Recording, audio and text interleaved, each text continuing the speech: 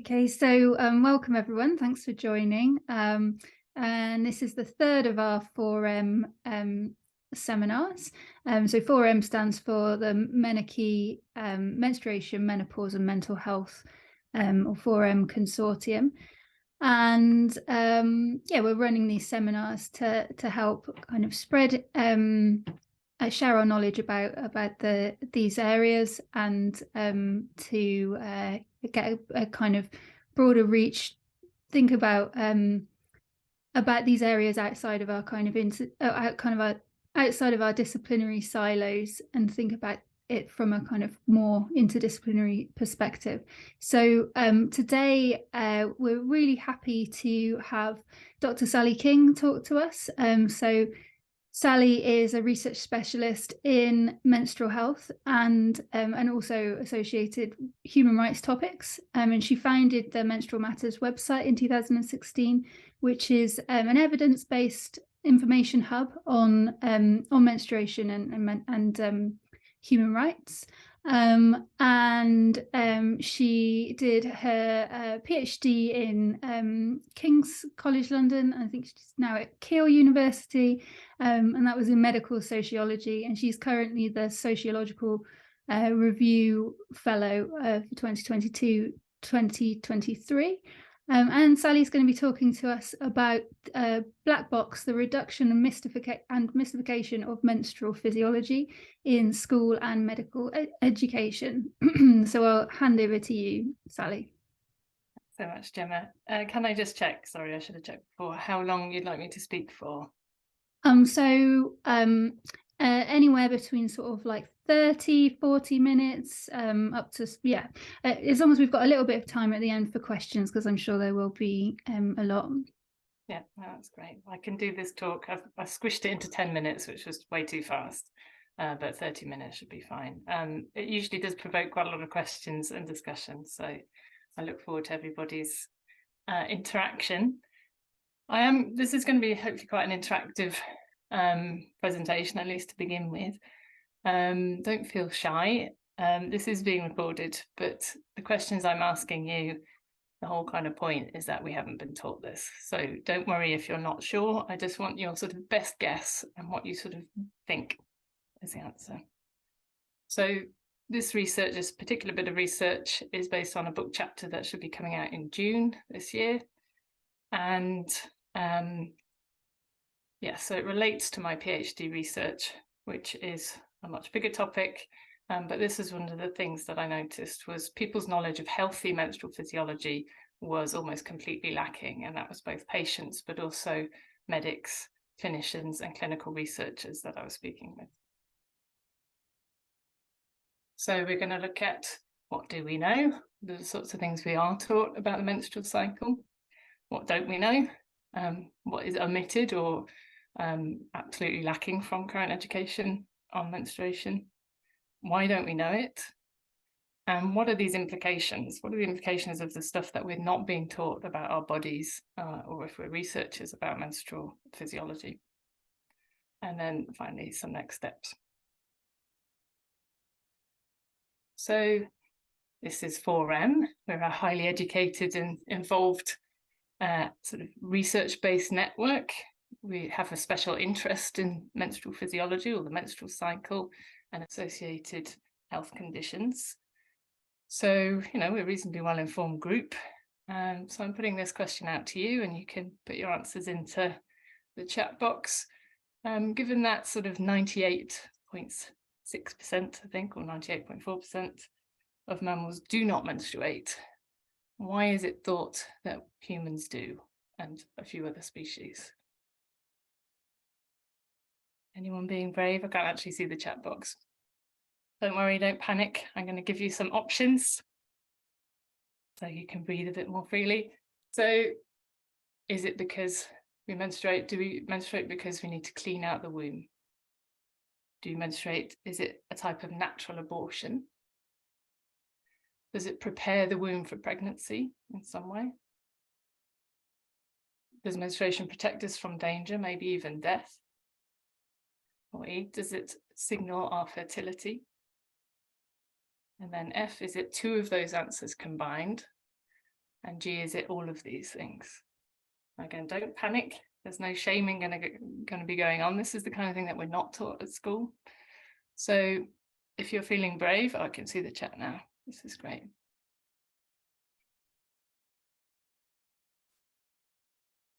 By the way, if you put F, I want to see which two options. You can't just say it's two options. I want to see which two options you think it might be.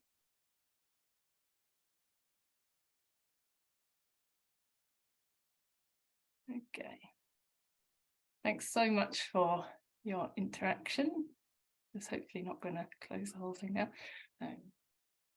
So this could be a bit of a shock.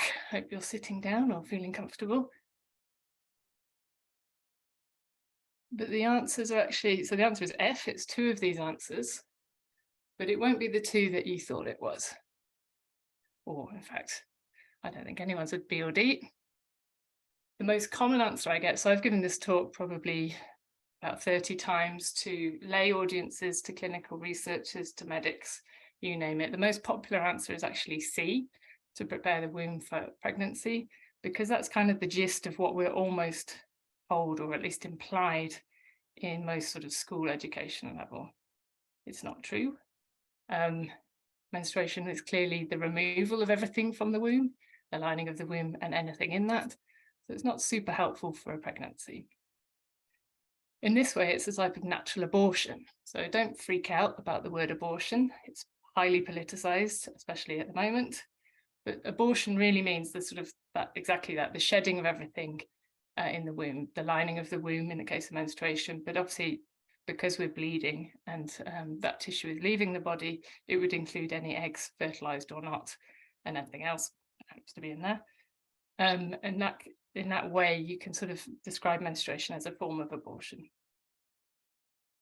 And then the best theory that we have, and this is a well-evidenced theory, there can be confusion about what a theory is and isn't. This is in the sense of the scientific definition of a theory, which is that it's more than a hypothesis. So a hypothesis is when you're asking a question, this could be why we menstruate. We've got much more evidence than that. And so this is a reasonably well-established theory based on the available data. I'm just going to quickly go through the other answers, because these are very common ideas about why we might menstruate. There's nothing to do with cleansing. You don't need to menstruate in order to clean anything, because the womb is clean. Your internal body is clean. There's no sort of pathological germs or bacteria or anything lurking in the womb. It's not a cleansing thing. This is a myth that all the major religions continue to endorse, not really on purpose, just because these are traditional beliefs that have been going for a long time. But the idea of sort of spiritual, physical, emotional, you name it, types of purity, and the idea that menstruation is a sign of impurity, a lot of that is rooted in many, many cultures. And as I say, all of the established major religions sort of imply that menstruation is something to do with cleansing. Not true. C, so to prepare the womb for pregnancy, as I said before, that's the most common answer that I get, particularly from medics. This is what's kind of implied, particularly in descriptions of menstrual cycle, because we've unfortunately conflated ovulation with menstruation as if they're the same thing or part of the same thing. Now, obviously they're associated, they're linked, but they're completely differently evolved things. If you think about ovulation, every single mammal ovulates. In fact, other things produce eggs too. And if you really want to get down to sort of the formation of gametes, plants and flowers and everything produces these things. And for us, we do that the same as every other mammal. The difference is the menstruation part, and that's a unique thing that I'm going to talk about in a minute. But again, certainly, if you just think about it for a second, how can the shedding of the lining of the womb and everything in it possibly be helpful for pregnancy? There was an early theory that it would sort of give the womb a chance for renewal in order to maybe be better for pregnancy, but it doesn't really follow, because ovulation happens first, then it's shed. So the theory that it's an abortion is a much stronger one. Does it signal our fertility? So again, that's confusing menstruation with ovulation. If you menstruate regularly, you may or may not be ovulating. Most of us can't tell at all whether we're ovulating. It's very normal, up to sort of 20-25% of all cycles are anovulatory. So there is no direct causal relationship between an egg being released and menstruation. So even if you're menstruating regularly, that's not a surefire sign that you're fertile. And equally, by the time you menstruate, you're often no longer fertile, because as if you think about it, that any egg that had been released before, or even gamete, would be being removed by the menstruation. This is another sort of cultural idea about menstruation being something, a sign of fertility. And obviously you see where it comes from, because we only menstruate, we're only of reproductive age for half of our lifetimes. And menstruation is a visible sign of that, whereas we conceal ovulation. In fact, we're probably the only mammal to conceal ovulation. We're very, very unique amongst mammals in all of the different reproductive life stages that we have. So, as I say, very, very few mammals menstruate. The thing that we share with the other menstruating species, so there's other primates, so orangutans and chimps and bonobos, they menstruate. This picture is of the little spiny mouse. That's the latest mammal to join the group of mammals that menstruate. It has a cycle of sort of 9 to 11 days, so it does it a lot more often than us, but they don't lose as much fluid. Some bats menstruate and some monkeys do. What's interesting is menstruation has evolved in lots of different, at least 4 different family genetic groups. So this is a sign that this is a positive adaptation. So it's something that helps a species survive, and that it is adapted in very different species, in a real minority of species, for some specific positive adaptation, something that helps us to survive. The fact, particularly for humans, that we're not actually very well built for pregnancy and childbirth. Considering that until sort of medical interventions around childbirth, it was something like up to 40% of women would die during pregnancy or childbirth at some point in their lives. So maybe not in their first pregnancy, but having multiple pregnancies. Childbirth and pregnancy were extremely high risk of serious illness, if not death, for women. And of course, we know that because still in countries that lack access to medical support, particularly things like blood pressure monitoring, perfectly avoidable issues we can have during pregnancy, maternal mortality rates are still super high. So as a species, we're not brilliant. And also, we have a very high rate of abnormal or otherwise kind of unviable embryos. So if we do get pregnant, the chances that embryo are sort of either genetically sound or sort of physically sound and able to implant into the womb, again, we have a very high rate, extremely high rate compared to either other primates, of unviable sort of activity. So it could be that the placenta's gone too far into the wall of the womb, not far enough, or there's some sort of genetic or other physical abnormality with the embryo. So the idea is that perhaps we evolved to menstruate to do a sort of preliminary check of whether the quality of the embryo, or if there's no embryo, that there's no viable pregnancy, and then to have an abortion, again, not like a medical abortion, but just this kind of sloughing off of the womb lining to reduce the risk of a problematic pregnancy, leading to a dangerous childbirth too. Of course, the bleeding that's involved, particularly because it's every 21 to 35 days or 40 years, it's costly. We're losing iron. This is the key thing that we lose when we bleed on such a regular basis. Most women of reproductive age are iron deficient, if not technically anemic. It's why we shouldn't give blood, or certainly they check to see what your iron levels are before you give blood. But it's also why we're far more likely to suffer from the signs of anemia as we get older. It's also a major reason why, if you're noticing your periods are getting worse, heavier, and a bit more painful with age, then you should check your iron levels. That's quite often the cause. The lower your iron, the heavier your periods. Sadly, it's a vicious cycle.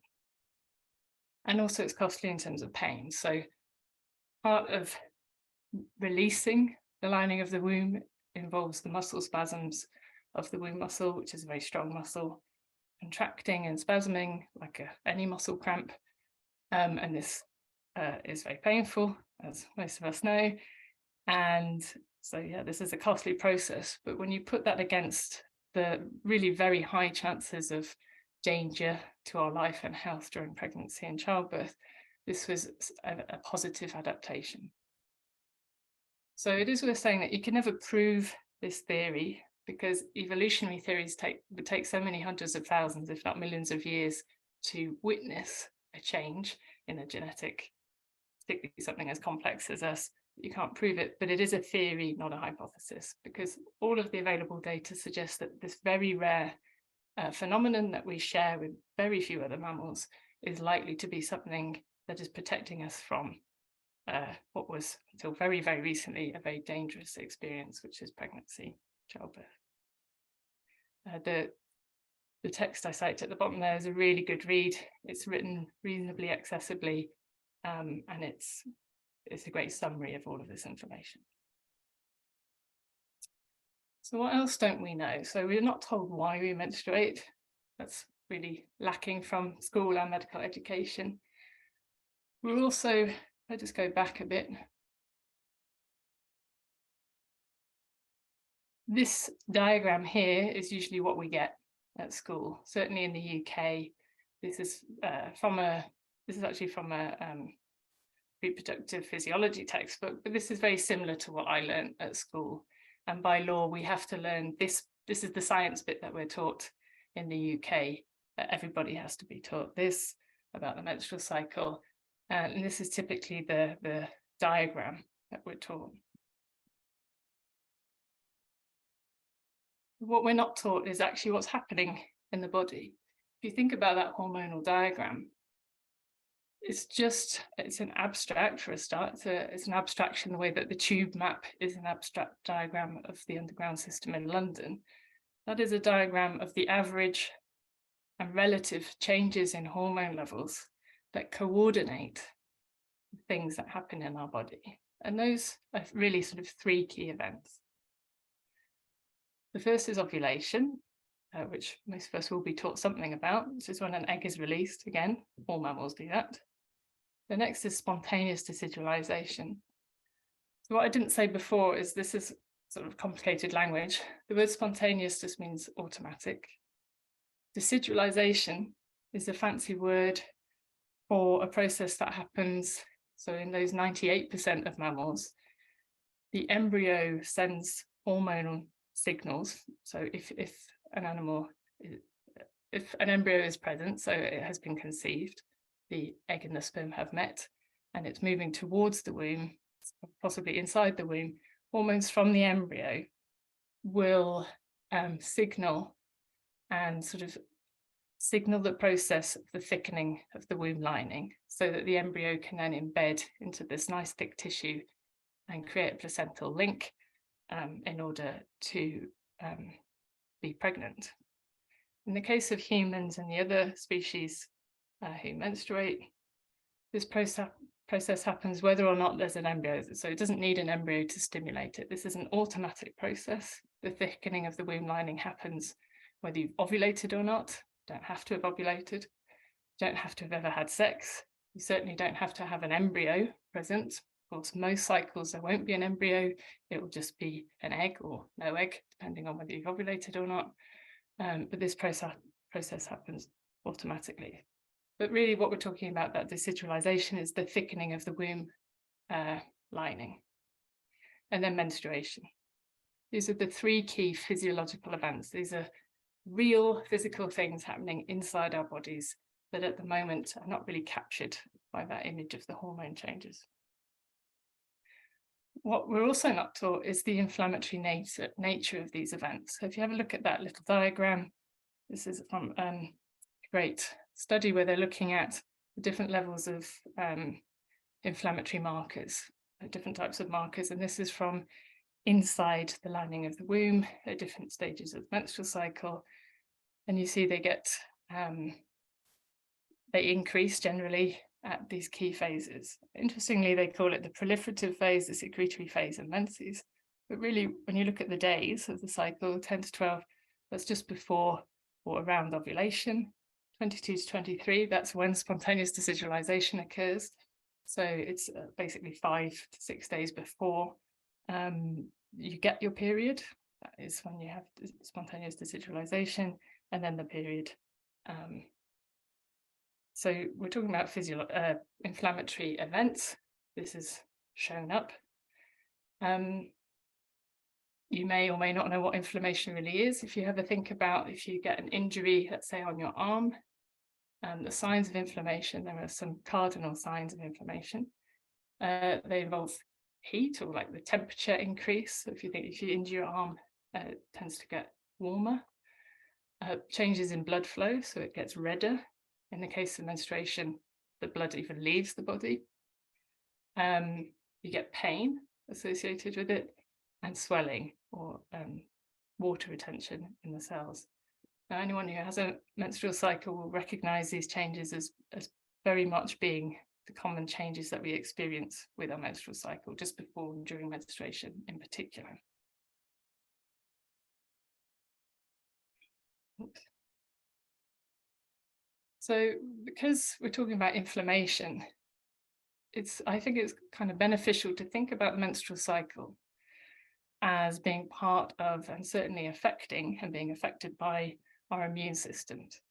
So particularly the way that hormones talk to each other, and in some, so for example, for some cells and in some instances, estrogen can be pro-inflammatory, it can also be anti-inflammatory, and progestins are generally anti-inflammatory. But what's happening here is very similar to an immune response, an inflammatory response. It's just like having a cut or an injury on any other part of the body. The difference is, of course, this is a healthy cycle. We've probably evolved to protect us from worse dangers. So during my PhD research, I was speaking to people who describe themselves as suffering from PMS or PMDD.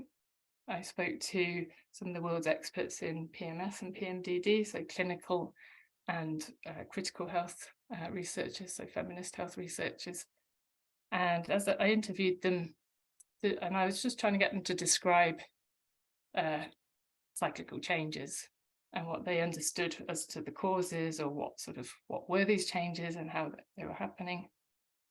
And what was interesting was that all of them, including these medical experts, some of them even stated outright that they didn't know much about healthy menstrual physiology, that they were unsure about how to differentiate problematic symptoms from normal changes. And I thought this was very interesting because I knew how to do that, and I knew about healthy menstrual physiology, but only because I'm self-taught in this field. And I had learned all of that, it turns out, from the research and publications coming from fertility. So the people I was speaking to hadn't worked in fertility, they were specialists in premenstrual syndromes. They hadn't been looking at the literature that I had, and purely, I'd only ever looked at it because I have a website and everything is evidence-based, so I sort of have to look everywhere for my information. But then I was very surprised that even the medical experts hadn't, or appeared not to have, this knowledge, or even that they just said to me that they felt unsure about this information. So I decided to do a review of medical textbooks. So within my PhD, I just reviewed the medical textbooks. I've since, for this book chapter, had a look at the school textbooks too, because for most of us who don't go on to study medicine, this is all the information that we're given. And in England and Wales, it is GCSE. They need to go and have a look at what's taught in Scotland, but I'm going to guess that it's not that different. And I did this review. So if you look at the list on the left, I just decided to list what would be important physiological things for us to know, what's commonly sort of shared in lessons. And you can sort of see, hopefully from the diagram, that really, and these are the sort of most popular textbooks, not just in the UK, but globally, because Western medicine really values UK medicine. And these these are sort of the most popular textbooks used in medical training. And really, they didn't do very well in terms of covering menstrual physiology. So if you look at column A, they all had a diagram showing hormonal changes. But that information does get transmitted everywhere.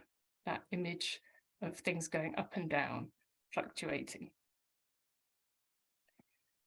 Not all of them, but many of them also had a diagram showing the thickening of the womb lining.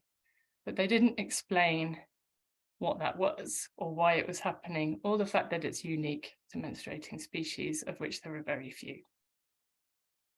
I think none of them mentioned the theory that it's an abortifacient process. Very, very few of them mention anything about inflammation. The ticks in brackets mean that it's just a sentence where they sort of say the inflammatory events or something like that, rather than actually teaching about it. Really, very few mention anything about pain. And I think if you just talk to an ordinary person who menstruates, pain is always sort of, it's up there as a topic relating to menstruation.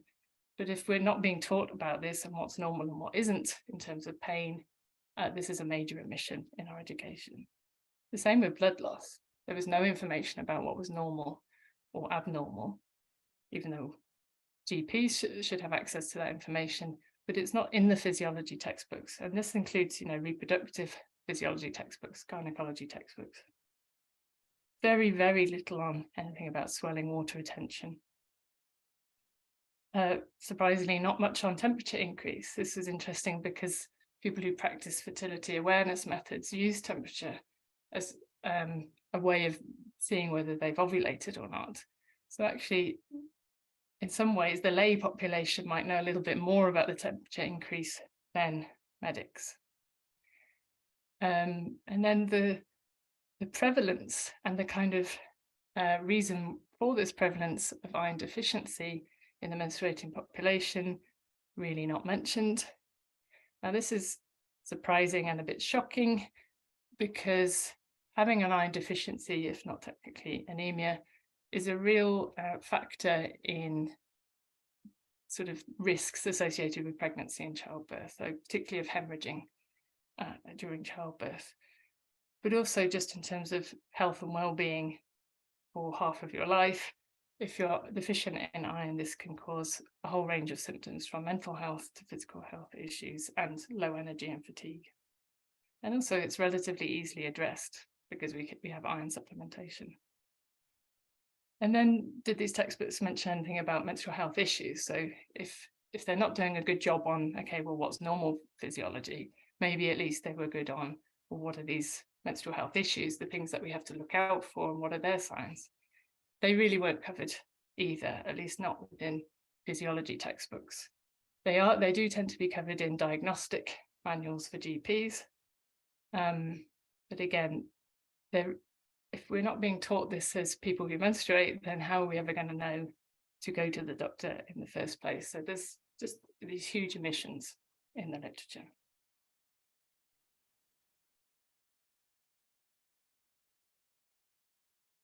So why don't we know this, or why is this stuff missing from our education?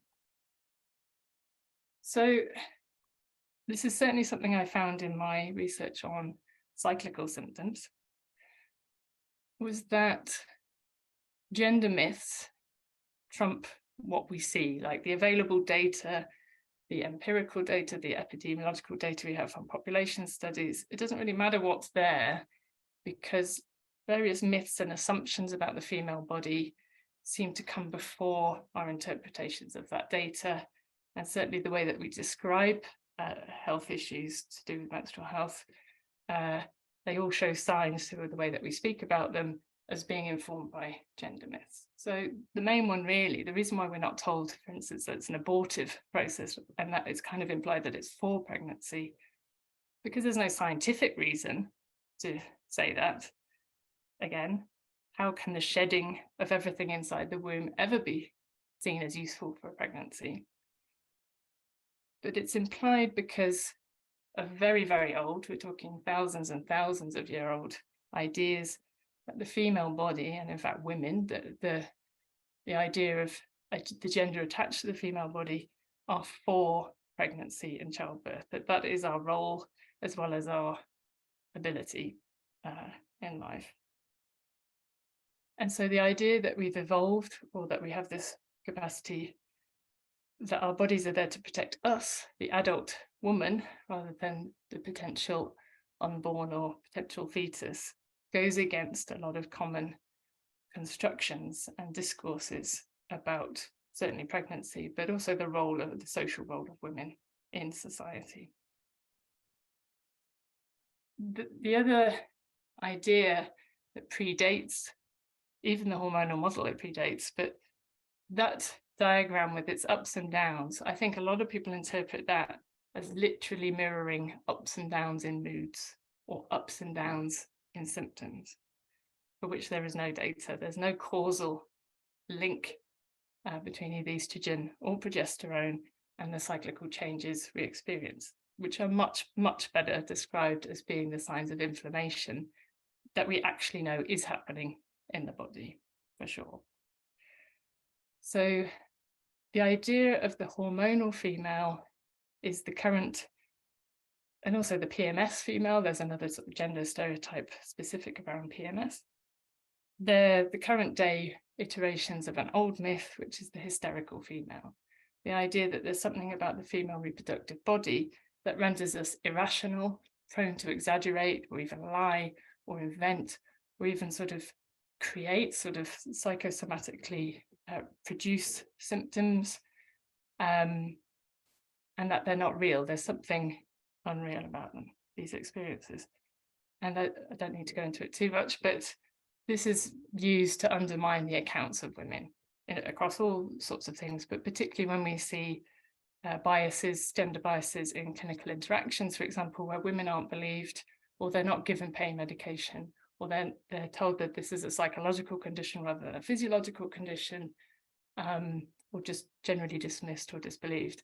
And it's not just women, it's for any female prevalent condition, even if it affects men, because this affective feminization is so deeply associated with this idea of invention through these cultural myths. Now, none of this is on purpose. There are no doctors, or really not very many doctors, who believe these things to be true, but this is a sort of structural issue, and through what's omitted and what's included in our education, these are the things that are implied, and it certainly contributes to some of these negative experiences.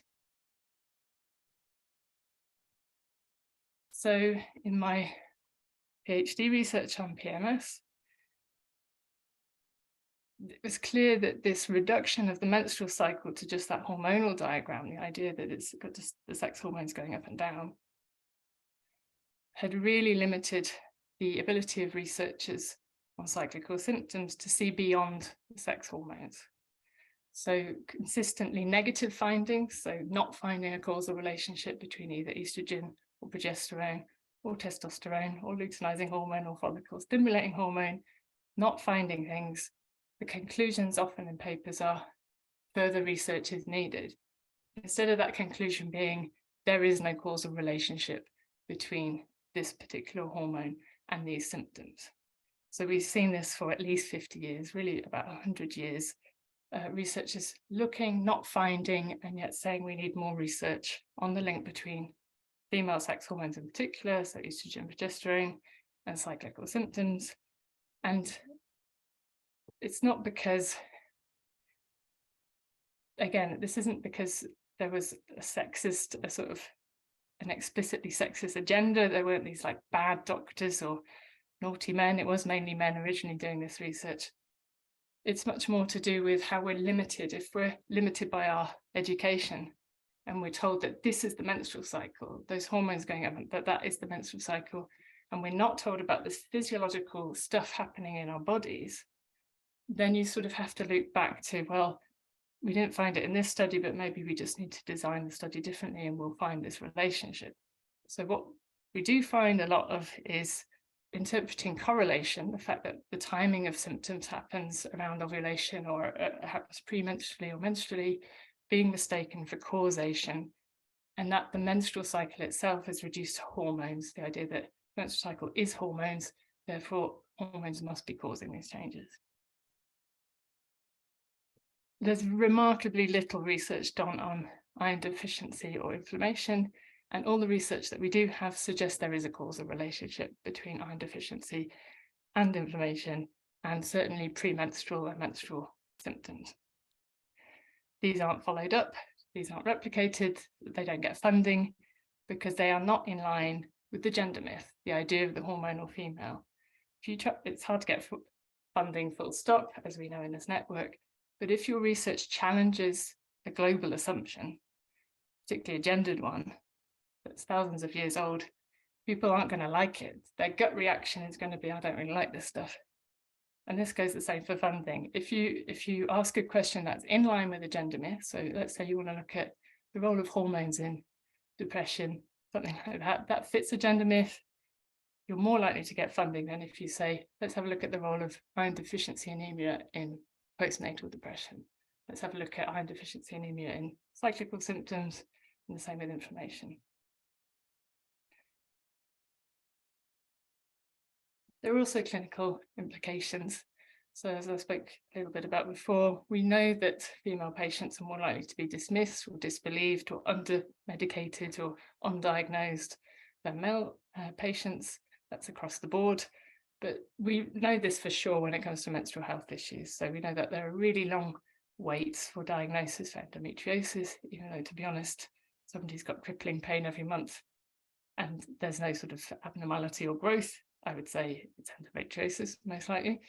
And we know that this dismissal and disbelief in people's accounts of their symptoms is even worse if you're of a racialized ethnicity. So in the UK, we've got quite a lot of quite damning data to suggest that if you're a Black woman or a Bangladeshi woman, for example, you're much more likely to be dismissed without examination, without diagnosis, or even misdiagnosis of something much less serious than it could be. And this goes for cancers, this goes for serious conditions during pregnancy, and this is a definite factor in the higher maternal mortality rates for people of racialized ethnicities in the UK. So these are important implications of that hormonal female idea, the concept that, again, doctors and midwives and nurses are not consciously being sexist. They don't really believe in the idea of the hysterical female, but all of our training and all of our knowledge, ways of dealing with people is built upon these kind of ideas. That's how it gets reproduced. The idea that reproductive health is very mysterious is very common. Again, if you think what we're not taught, of course it's mysterious. If you're looking for the reason why we have cyclical pain and you're looking for a cause from estrogen or progesterone, you're not going to find it.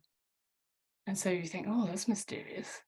And if you think that's what the menstrual cycle is those hormonal changes, then you're kind of stuck.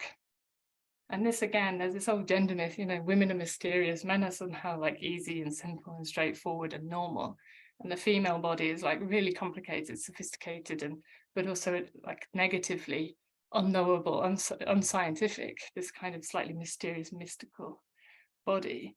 But that's just ignorance. There's nothing mysterious about it. People working fertility know all this physiology for sure, and they make lots of money from their research relating to it. We get inadequate treatments. So again, people looking for a hormonal or some other chemical treatment for things when in fact maybe anti-inflammatories, which are already generic and cheap and accessible medications, could really help people already. Or people being prescribed sort of psychological interventions when in fact it could be physiological. And there's also this sort of idea that the hormonal changes and the cycle that we experience is a reason to discount women from clinical trials because we're so sort of variable.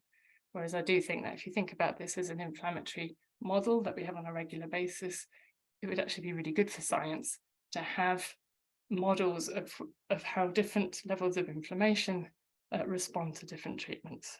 Would actually be useful information. But at the moment, yeah, a lot of trials happen on women who've been through the menopause or just men. There are definitely social implications. So this cartoon here is Hillary Clinton. This is when she was going for the leadership of the Democrat Party against Barack Obama. At the time, she was, I think, 59 years old, so likely menopausal. And yet we've got Bill Clinton in the bottom corner talking to this, I think it's a duck or something. This is when PMS goes nuclear.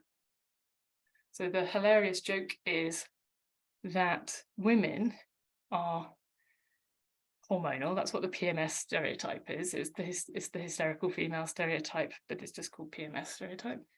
The idea that we go crazy either before or during our period, or just at any time, due to our hormones. This makes us pathologically emotional. You see that she's crying there. Sensitive, the idea that she thinks they're being mean instead of being a professional leader of a country and being able to deal with other people. But also that it doesn't matter of her age. This shows you that the PMS myth and the hysteria myth and the idea of the hormonal female apply to all women, whether or not they have the hormonal cycle. There are health inequalities due to this, so say sort of dismissal and discrimination against people, but also around workplace. So the idea that people are hormonal, this is a very common metaphor that people use themselves even, is sexist. It's the idea that somehow females are more hormonal than males. It's not true. We have a different cycle of changes, but hormones are hormones, all humans. Full of hormonal changes at all time. The way that hormones are released into the body are in short, sharp bursts every few minutes throughout the body. So the idea that people are somehow allergic to their hormones or sensitive to their hormones isn't really backed up by what we know about the way in which we experience hormones. Otherwise, you'd be getting symptoms sort of every 10 minutes and then not. And that isn't it. It tends to be more sort of day-based experiences. But also this disbelief about the hormonal female spreads into other areas of life. So women are disbelieved about their experiences of abuse, of sexual harassment or attacks, or just even we're disbelieved if we explain that we've been discriminated against. So, sorry, this slide is from my presentation at Edinburgh. The book chapter should be out in June. I'm going to hopefully launch a campaign, a social media-based campaign to get menstrual physiology beyond the hormone changes in the GCSE textbooks and Highers in Scotland textbooks, because medical textbooks take about 10 years, I think, at least, to sort of be put together and to come out. It may be too late for some of them. I will be talking to the publishers of those textbooks. But I think what would be quite a quick and easy win is to get this to public attention and to get at least some of us taught this at school, so that there's just less mystery around why, for example, we experience pain and other cyclical changes on a regular basis, and what to look out for, signs of menstrual health issues. I'm writing a book at the moment. The idea is that it will be out next year. We never know. But that will be much more physiology. So there's a lot more that I haven't covered today that is omitted from our education. And this also has implications for the way in which we see people, particularly with female prevalent health issues. I'm going to stop speaking now. There has been some chat. I don't know, Gemma, if you want to arrange the questions or how you want to do this. I'll do that. So thanks very much, Sally. That was really, really fascinating. Thanks for your time. So I have one question which I think links to one of the questions in the chat. So I'll start there because that's my my privilege as being host. So So regarding the kind of hormonal model and the focus on that, I wondered what you think about the idea that actually inflammation and perhaps also ovulation, decidulation are kind of downstream of the hormonal. So we're still sort of seeing the hormonal factors as being the drivers of those changes, and then the cyclical changes in sort of inflammation, for example, that then lead to the cyclical symptoms are, yeah, all kind of downstream of the hormonal changes. So that would still kind of sit at the center of the kind of theory. I know what you mean, but we can't separate the scientific definition of hormones and the common usage of the word hormonal, particularly the word hormonal, which is gendered and it is negative and it is a sexist stereotype. Because quite often people don't state which hormones they're talking about. They just say hormonal. What they actually mean is feminine. I think this is the sexist sort of core belief, the idea that the feminine is pathological. I know what you mean, that the hormonal changes are coordinating these physiological events. But we also know that from giving people the pill, from giving people HRT at menopause, they don't cause these changes. In fact, estrogen alleviates these changes. So again, we're not told that actually the main female sex hormone, or the sort of powerful one that we do know about, estrogen, alleviates cyclical symptoms, alleviates menopausal symptoms, and progesterone also an anti-inflammatory. So I think it's that, again, it's that correlation and causation. Just because the hormones changes are correlated with these physiological events that are happening in our bodies, which are inflammatory events, part of the immune system, doesn't mean that we should, and in fact, because we have these social beliefs, we've got to avoid them at all costs. And so I know what you mean, that they're kind of linked, but it's the same way that we shouldn't link ovulation to menstruation. We've really got to think clearly and objectively about the menstrual cycle, because if we don't, we will fall into a gender myth. This is by far my biggest finding, is that where there is ignorance or where there is just a lack of pedantry, a gender myth or a race myth will creep in, because these aren't sexist and racist people doing this research. It's just that we are all brought up in sexist and racist cultures, and these things sleep in. So I know what you mean, but no, for me, it would be very important and quite different if we were talking about inflammation. Number one, because that's what it is. Number two, we can do something about inflammation. Like, these are not mysterious physical experiences. Men experience inflammation, so when I talk to mixed audiences, I say, the way that we get irritable, maybe a bit low if you're very tired or if you're very hungry, it's very, very similar physiological experiences to just before the period or during the period, where your body, or even, if you're beginning to get a cold or something, the first thing you notice might be that you're very tired or you're a bit low.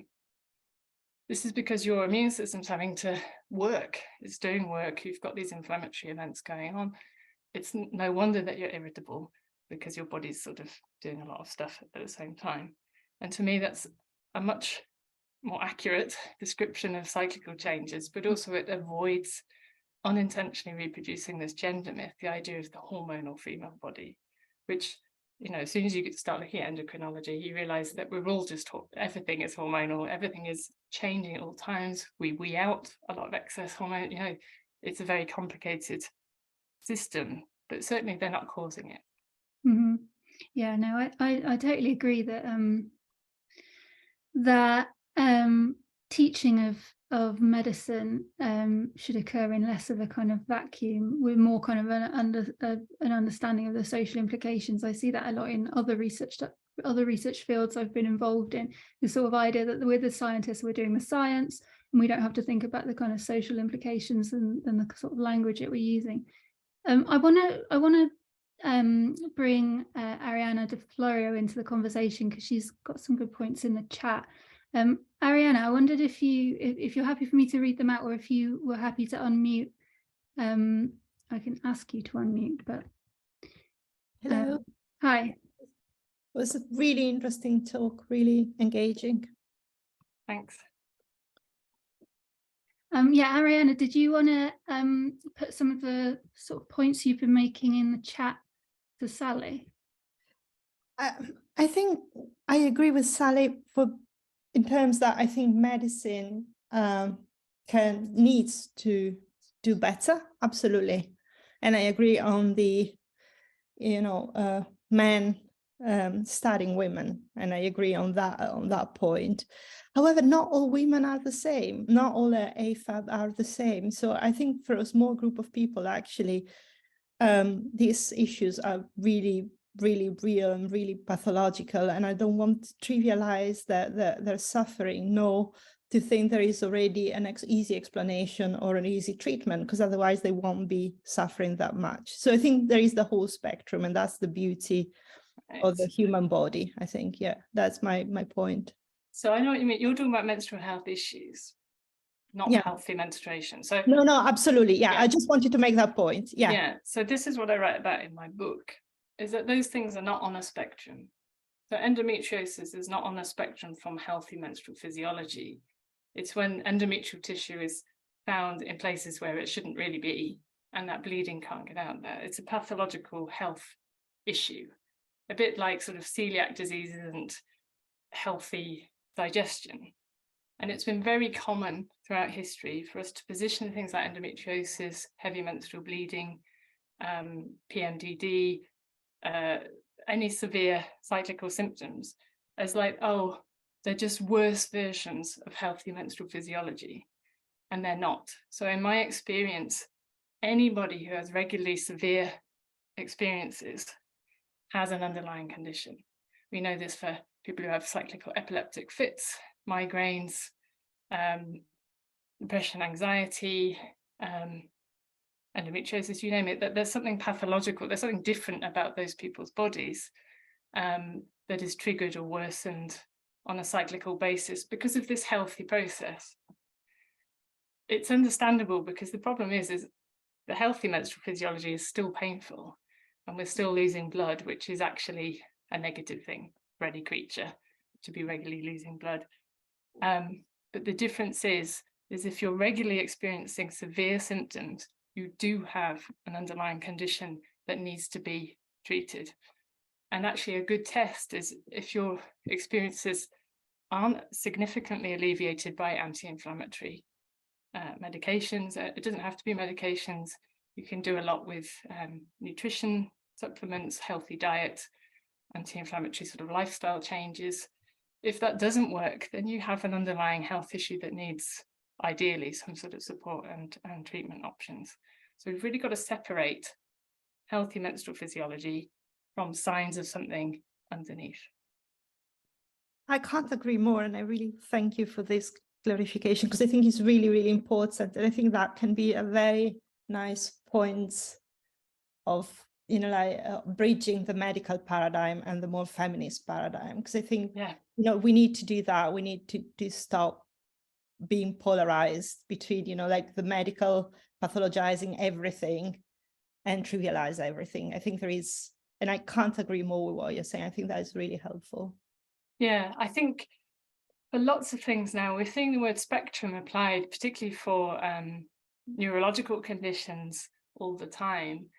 And it's not always super helpful, because although there might be certain traits that are similar, if they're not pathological, then there isn't a problem.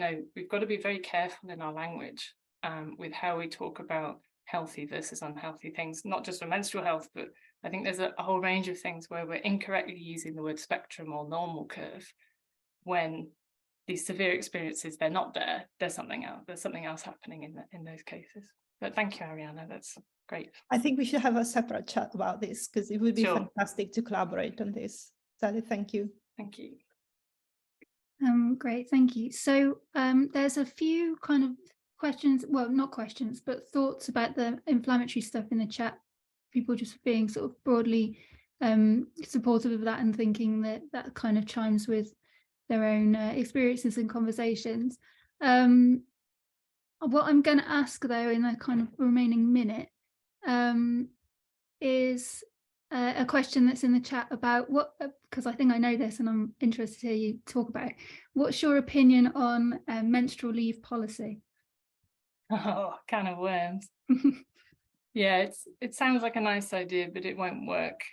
So I've done research. I'm one of the few people who have evaluated it. And my background before I got into menstrual health research was policy evaluation with a focus on gender equality. So I happen to be quite well positioned for this.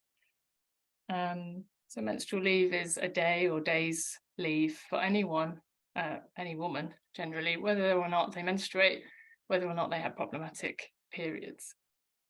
But we live in a sexist society, and also that doesn't do any of the things we think menstrual leave will do. So it's usually 4 things we think menstrual leave is going to do. We think it's going to improve menstrual health in some way. We think it's going to improve or reduce stigma about like discussing menstrual health or stigma in the workplace. We think it's going to improve the workplace for people who menstruate. And we think it might even improve gender equality sort of beyond the workplace. But that particular policy doesn't do any of those things. And wherever it has been employed, particularly at the national level, it has worsened gender equality. It has worsened gender discrimination in the workplace. Fewer women being employed, fewer promotional opportunities, increased stigma, particularly about the reproductive body, particularly about taking time off for being ill, resulting in the fact that really not many people take it, even if they have endometriosis or other things. And then the other point is that in Europe, we already have really good legislation, anti-discrimination legislation, but also sick leave policies for most people. Not everyone, including me, self-employed, don't get anything.